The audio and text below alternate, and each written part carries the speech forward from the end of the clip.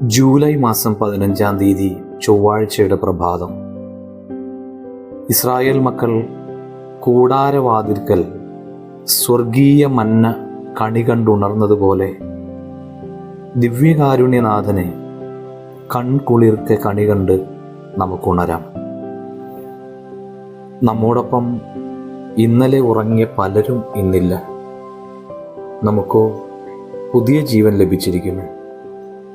എങ്ങനെ നന്ദി പറയും നമ്മുടെ ഈശോയ്ക്ക്?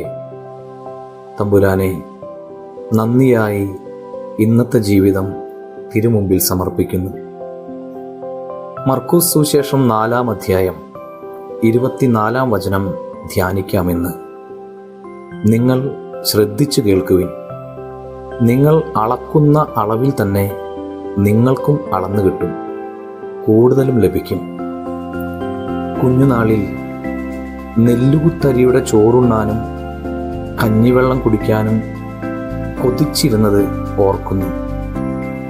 അതിനുവേണ്ടി അയൽപ്പക്കത്തെ ഔസവല്ലിപ്പൻ്റെയും വല്യമ്മയുടെയും വയലിൽ കറ്റ ചുമക്കാനായി പോകുമായിരുന്നു.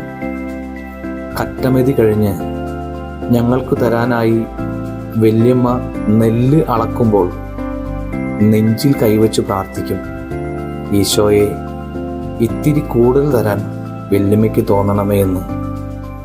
പ്രിയമുള്ളവരെ, ദൈവമക്കളായ നമ്മുടെ മുൻപിൽ ഒരാവശ്യത്തിനായി ഒരു വ്യക്തി വരുമ്പോൾ ഇതുതന്നെയായിരിക്കില്ലേ അവരും പ്രാർത്ഥിക്കുന്നത്?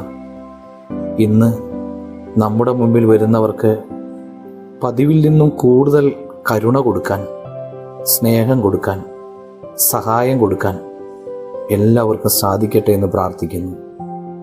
നല്ലൊരു ദിവസം എല്ലാവർക്കും ഉണ്ടാകട്ടെ. നമ്മുടെ കർത്താവ് ഈശോ മിശിഹായുടെ കൃപയും പിതാവായ ദൈവത്തിൻ്റെ സ്നേഹവും പരിശുദ്ധാത്മാവിൻ്റെ സഹവാസവും ഉണ്ടാകട്ടെ, ഇപ്പോഴും എപ്പോഴും എന്നേക്കും. ആമേൻ.